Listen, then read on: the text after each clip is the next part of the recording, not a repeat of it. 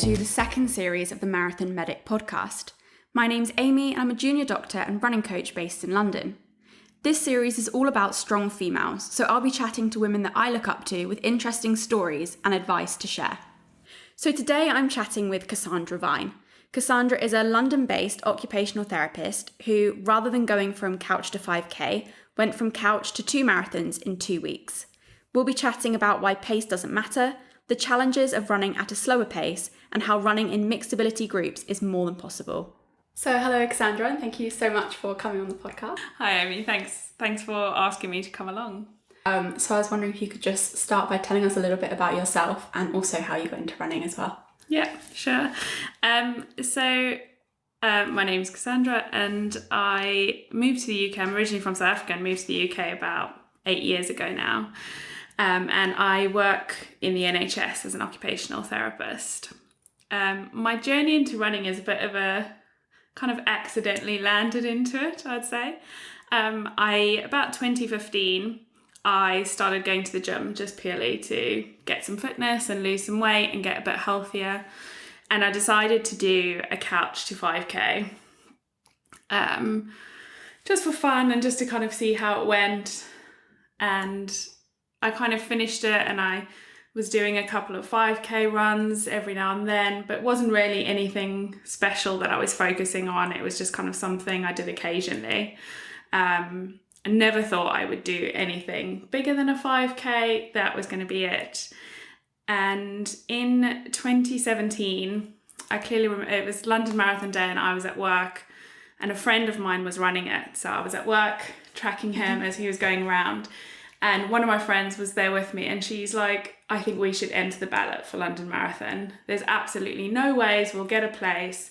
Let's just enter the ballot just for the fun of it. And so I was quite easily swayed into doing this. I'm not quite sure why.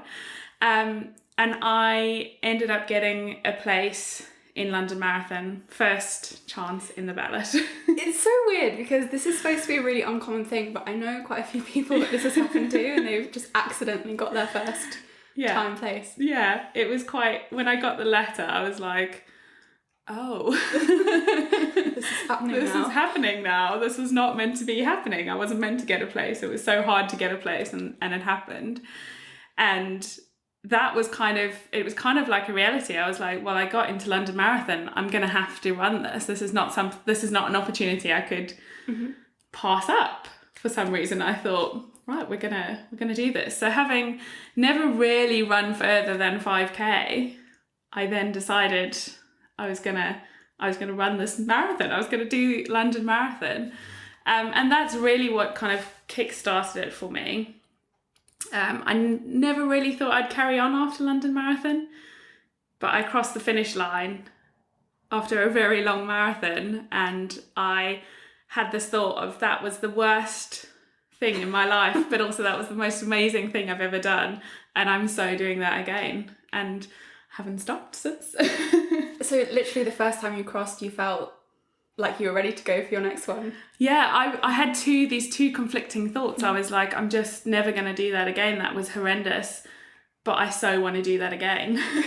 Because I always feel like for some people it's that first thought that this is horrendous and it takes a lot of time to think about, let's do this again, but for you it just... Yeah, I can remember going home and being like, I was like, I don't know why, I was like, let's look when other marathons are, and I was like, why am I, like, I could barely walk, like, I was in so much pain, and I was like, why am I looking at other marathons? It seems crazy. How did you even start to train for that first marathon when that kind of distance was nothing you'd ever done before?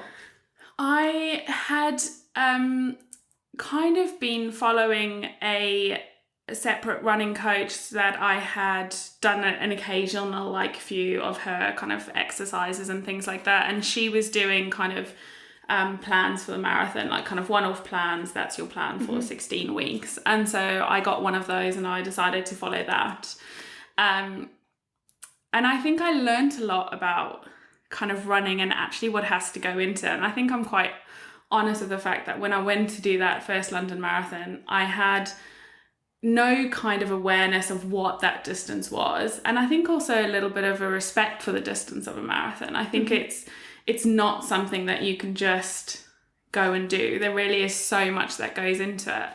But I really learned a lot about kind of the training and actually the importance of why you build it up and how you run, and also just kind of learning about the mental aspect of running a marathon and the work that goes into it. And I think on that start line, I was definitely not as prepared as I could have been, but probably as prepared as I was going to be for that marathon.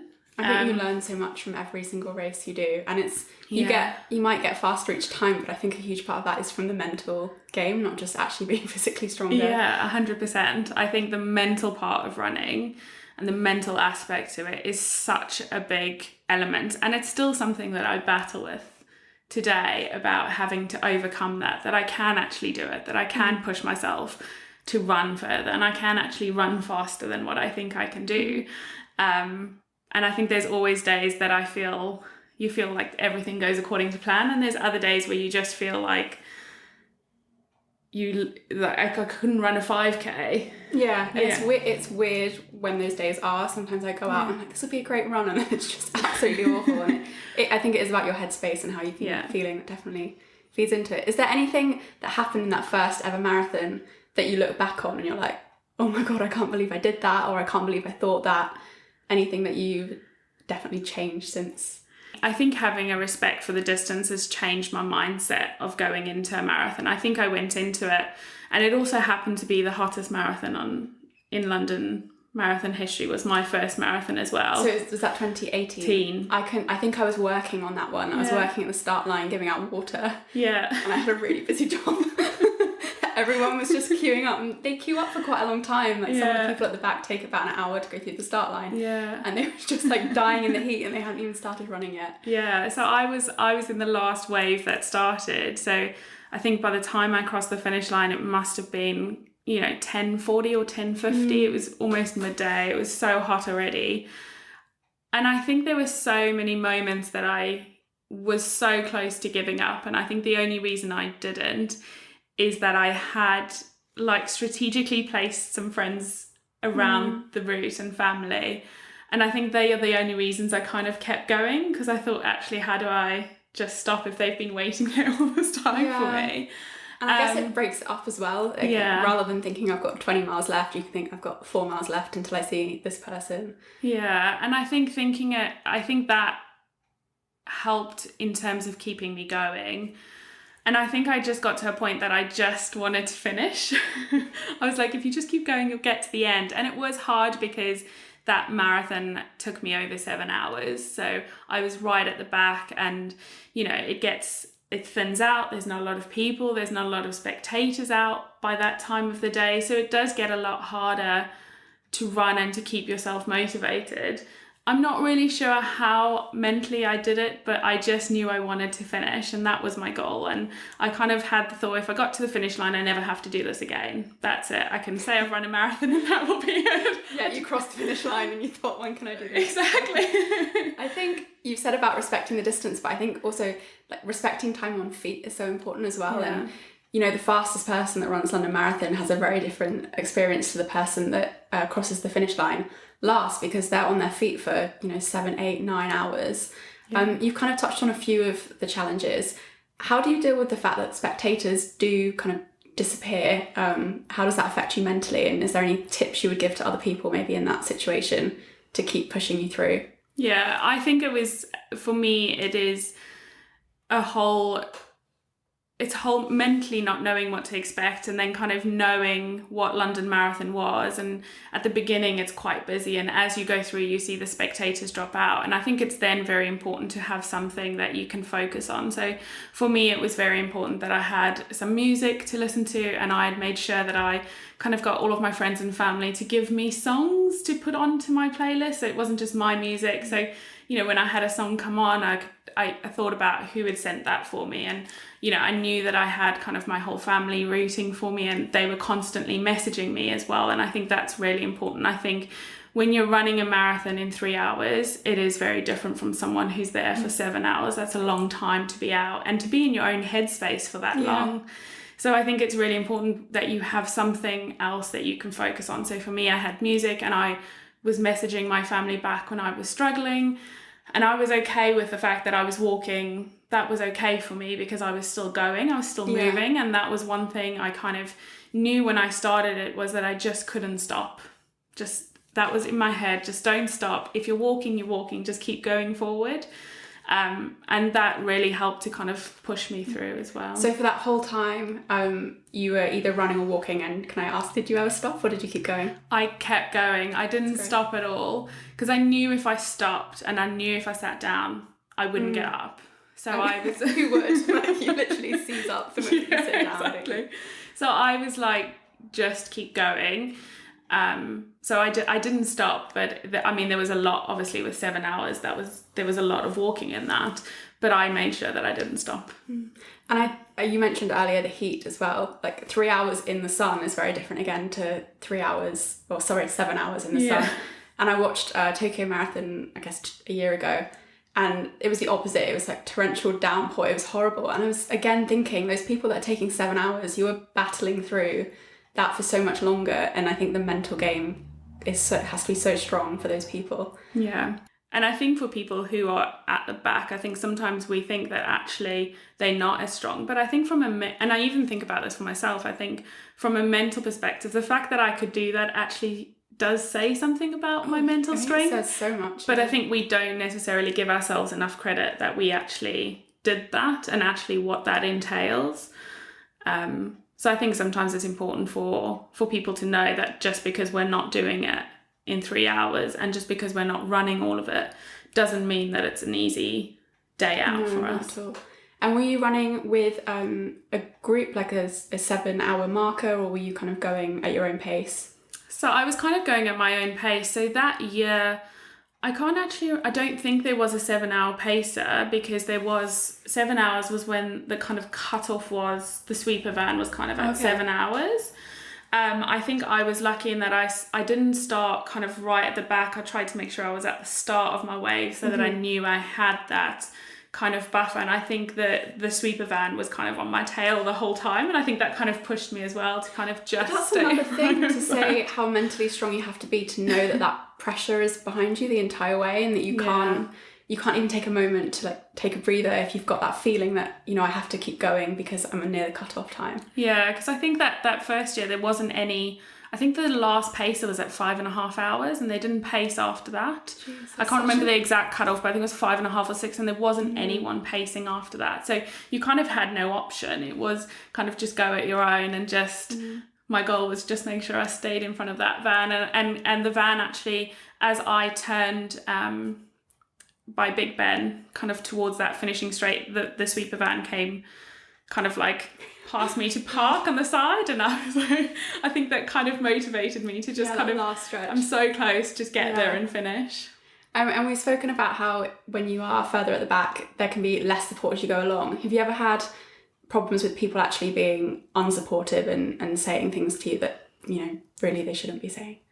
I haven't really heard it, and I don't know if that's just because I had my music on and I switched off and I wasn't really listening to it. When I was finishing London Marathon, there were right at the end, there were some great groups of people who kind of kept shouting and were kind of really motivating. And I haven't really had any abuse that I've heard, whether that happens behind my back. And I'm quite not aware of it in races. There are some times when, you're out when I'm just out generally running around where I live and around the parks, and I've heard people kind of shout things, about being a slow runner, or the fact that I'm not, super skinny and running. And I just kind of, part of me just kind of ignores it a little bit, and kind of also really goes back to the fact that I kind of just think in my head, I've run a marathon, so you just keep the comments to yourself. I'd like to see your marathon time. It's the last person I spoke to on this podcast, actually, we were chatting about what is a slow pace, who decides what a slow pace is as well. And I think that's a really nice thing to go back to, is your pace is set by you, and actually you could be well above your target pace, and who's it to anyone else what speed you're doing. Yeah, and I think that also comes back into, there's a lot of this talk about jogging versus running, and what I kind of sometimes think, what is that? Because sometimes when I'm going, at some of my PB paces, that will be a jog for someone else, but that doesn't necessarily mean it's a jog for me. And again, I think that creates a lot of barriers for people when you say that, when you're at that pace, you're jogging and not running, because I think for me that is running, and for me that's pushing myself.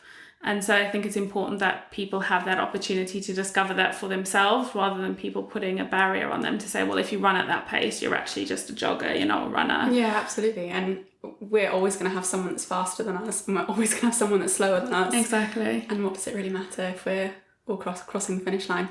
So you finished London Marathon 2018, and how many marathons have you ran since? So I've run 2 more since then. Okay. Paris was one of them? Yes, I ran Paris in 2019, and then I did London again in 2019. So how did you get into London the second time? Don't tell me you got ballot again. I didn't, unfortunately. Okay. I did try to get a ballot, but I didn't. I had applied to do it for a charity, and I had always said if I was going to do any form of marathon or anything for charity, it needed to be something that really meant something to me. And when I was training for London the first time round, a very close friend of mine committed suicide, and she had a lot of mental health issues that we weren't really aware of, and I wanted to do something in her memory and to raise funds for her. My whole thinking was I didn't want anyone else to feel how we felt and when she passed away. And so I had applied to do London Marathon for Mind charity. And I didn't initially get into the ballot, which is why I signed up to do Paris, because I was like, I'm going to do a marathon either way. And then in January, Mind got in touch to say they had a place. Did I want it? And I've got 2 marathons to run. I just was like, oh yeah, that's great, I'll do it. And then I realised they were 2 weeks apart, so that was not the smartest move, but I decided to commit to it and do it. That's great, and I think it's such a driving force to have a charity behind you as well, because you're motivated not only by the race but the thing you're raising money for. Yeah. How did you feel doing 2 marathons in 2 weeks?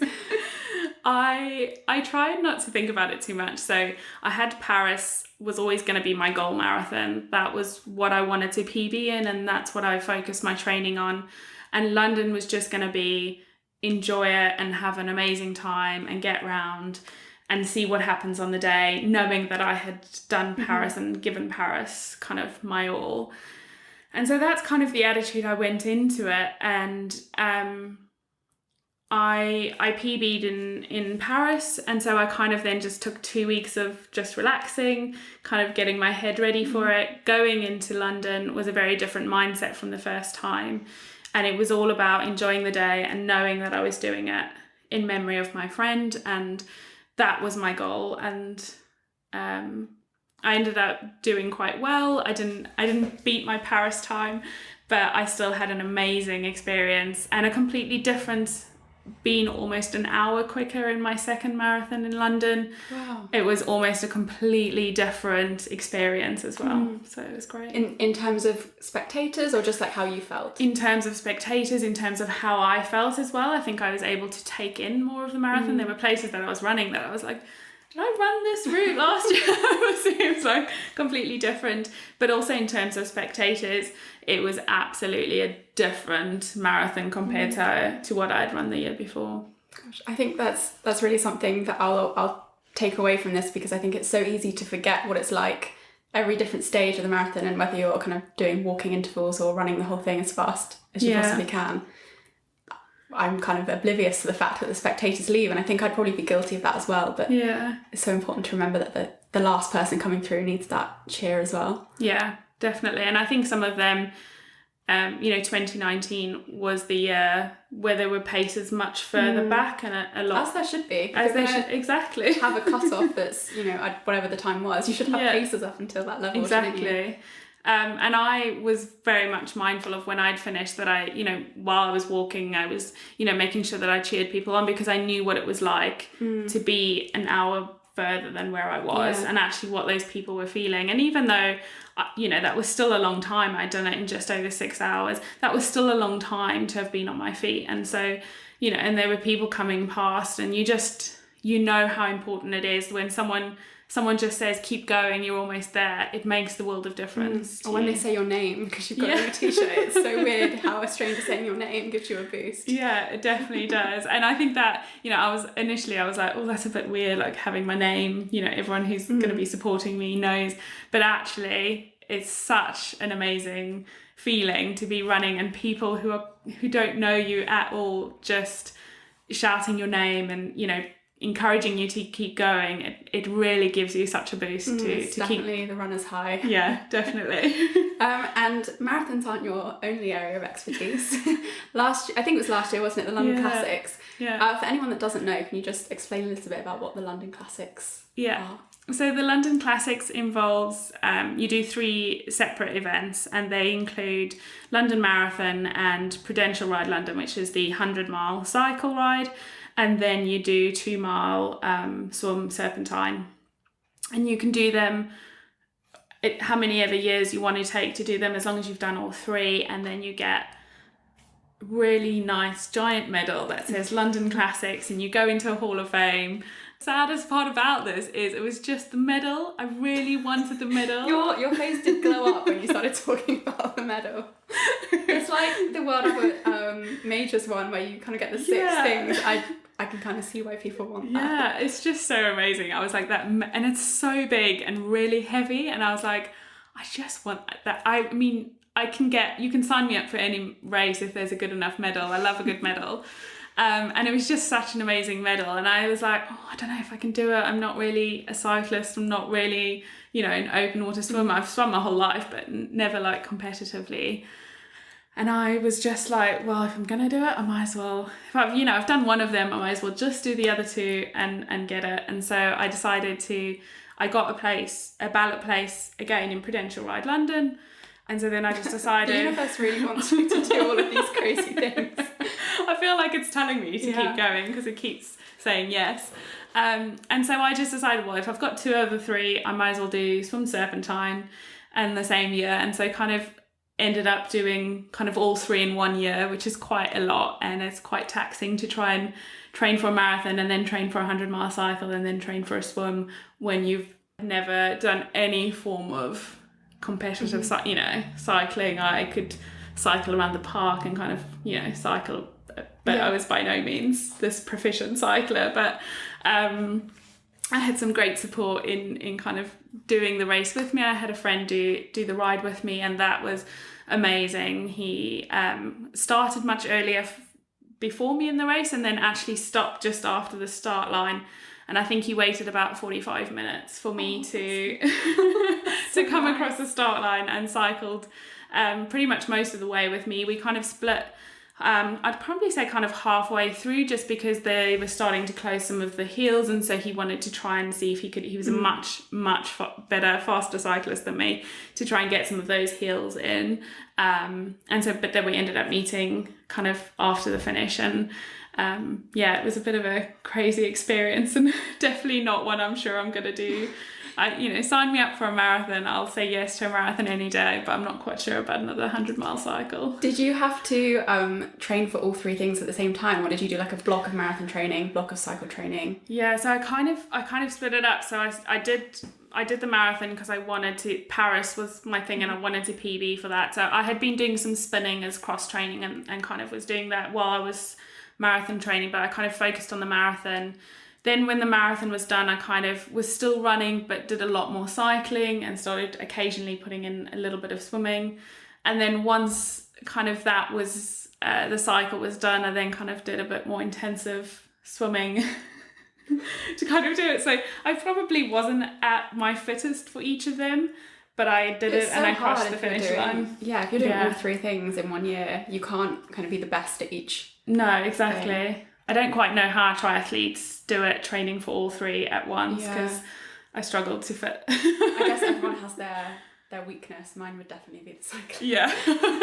I think definitely cycling is not mine. I'll do a 45-minute spin class, and I'll do a little cycle around the park, but I definitely don't think I'll be signing up to any far cycles anytime soon. And the most important question, where is the medal? So I have it on a really nice wooden kind of medal. So I've got all 3. So I've got like the cycle London Marathon and the Swim Serpentine, and then the Classics medal, all on a nice kind of wooden frame, which has a kind of background of London and has the London Classics kind of motto on it, and the year that I did it.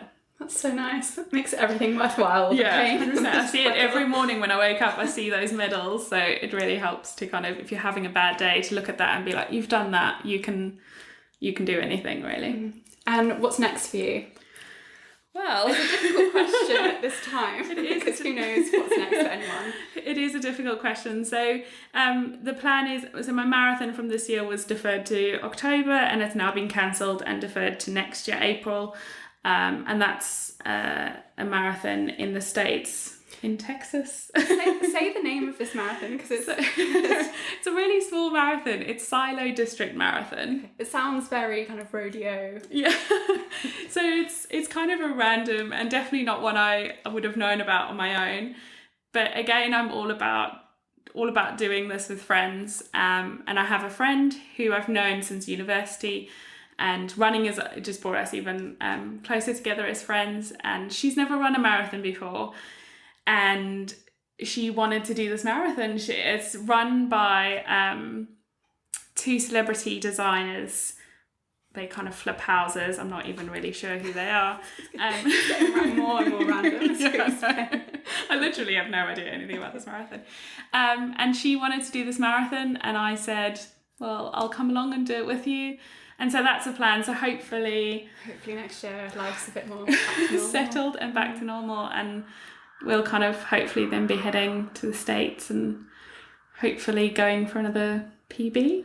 We'll see. That's exciting. Fingers crossed. And I guess this year has given us all a lot of time to train because there's been no races. Yeah, exactly. So we've got no excuses. Yeah.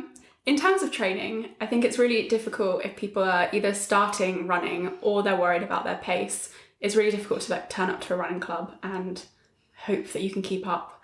How have you found joining running clubs in terms of them being inclusive and managing to turn up when you know other people are going to be at different speeds to you? Yeah, that's been quite a hard thing throughout my running journey, and I think I've been to a few kind of things, and I think it's often what puts people off. And I think there are actually quite a few running clubs whose aim is actually focusing on people who are slower pace in essence. And actually, I think that's a great place to start. But I also think that running with people who are faster than you is not necessarily a bad thing. And I think it's opened my eyes a lot in that, you know, I run on a Tuesday with a group of runners who a lot of them are much, much faster than me. But we do our sessions differently, and actually running with them inspires me to run faster, to push myself. And I think it's important to sometimes just break out of your comfort zone and go to some of these events. And I think there are clubs who are open to people who are slower, and to look for those clubs and to look for those opportunities. And I think just go. I think there are very few times that I've gone to something with runners where actual runners have been like, oh, you're too slow. And I know there are clubs out there that only cater for people who are faster, and that's fine. But I think in general, as I've never had a bad experience with a group of runners being like, oh, actually you can't run with us because you're not fast enough. And so that's always clicky, doesn't it? Yeah, no. I guess as well, the fast running clubs tend to say it. Like you put their name on the website, and it usually says, you know, speed night for this kind of elite runner. You kind of get to know who's the fast people. Yeah, and they like you say, they put it on their website. They advertise who they are for.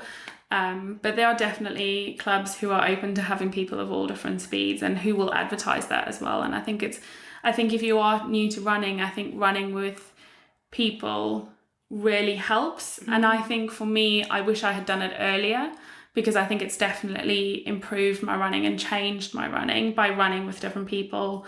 And being open to doing that rather than kind of just running on your own. Because I think when you run on your own, you don't challenge yourself as much as when you're running with other people. Definitely. I think that's true for anyone of any speed whatsoever. It's good to have the accountability. Yeah. There's a few things that you can also do if you're in a group. So if you're doing track running, you can run by minutes rather than distance, which I think is one of the most useful things if people are different speeds, because if if you all run as fast as you can for 2 minutes, it doesn't really matter how far you get if you're around a track. So I quite like doing minutes instead of distance. And my mum's running club is called Hashing, which is a bit of a questionable name, but they set routes using flour. And basically someone sets the route each week, and they set flour on different paths. There'll be like 3 different routes, and then some of them will end with a cross, and that means it's the wrong route, and then there's one correct route. But it means that the runners at the front go off down all these different paths, and then they're wrong, so they have to run back. And then kind of by the time the people at the back get to that point where it's all split up, everyone's together again and they know the right way.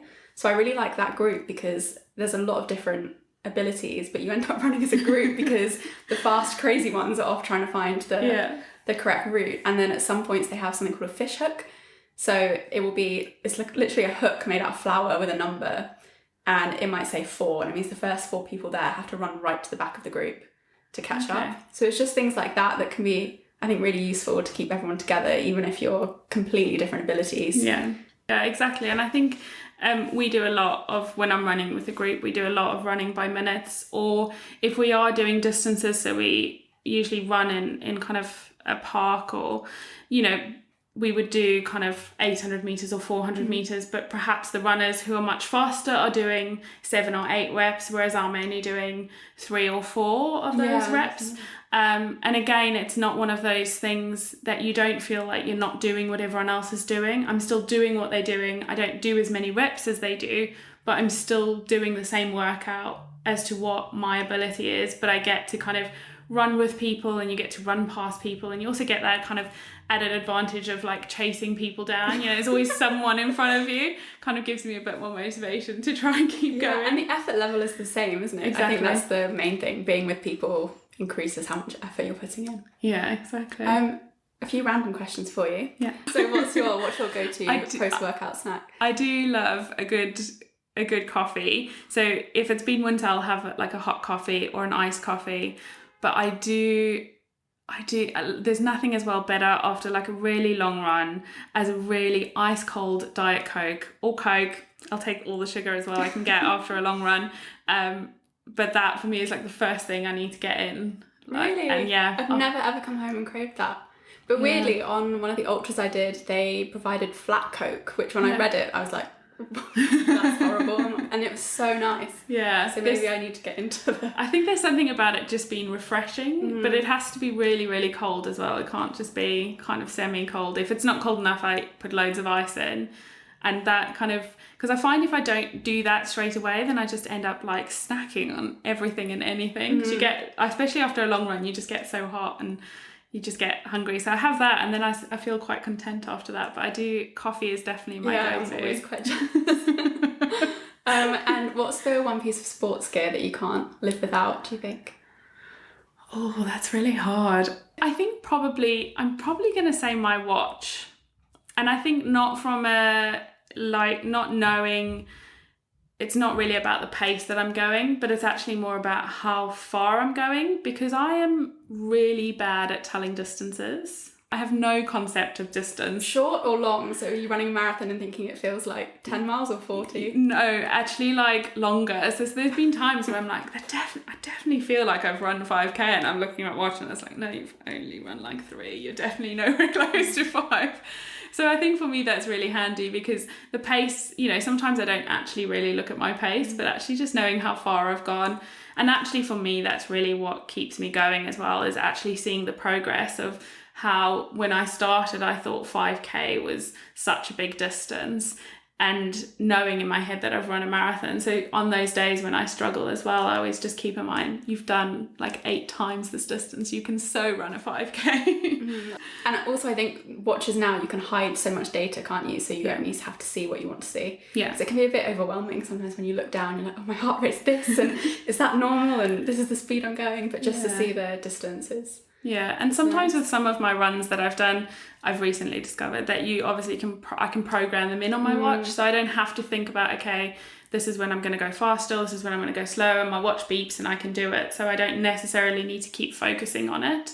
because I think there are times when you can just become so focused on what's happening on the watch that you're actually not in the moment of running. Whereas when I've got that, I don't actually have to focus on what's going on and how far I've gone, and I can just actually wait till my watch buzzes and I can be in the moment, and I actually find that I get into a bit more of a groove much quicker with my runs by doing that. It's like having literally a coach on your arm, really, isn't it? Yeah. Time to go faster.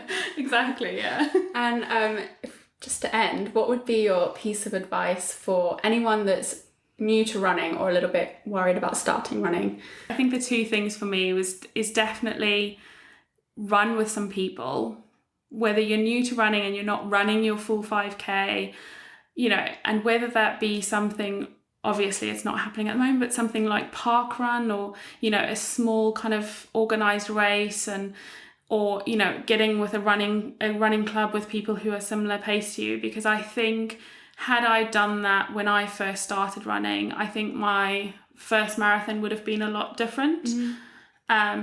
I think running with people definitely changed how I run, how I push myself, but also how I feel about myself as a runner, and seeing other people, that it's not just me. I'm not the only one who runs at that pace. There are other people who do that, who run at that pace, who do the same thing as me, and they're also runners. And I think that gives you such a motivation to keep going and to keep pushing yourself. Great, thank you so much. Thank you, Amy. Thanks to Cassandra for sharing her running story, and I'll be keeping my fingers crossed that she makes it to Texas for her race next year.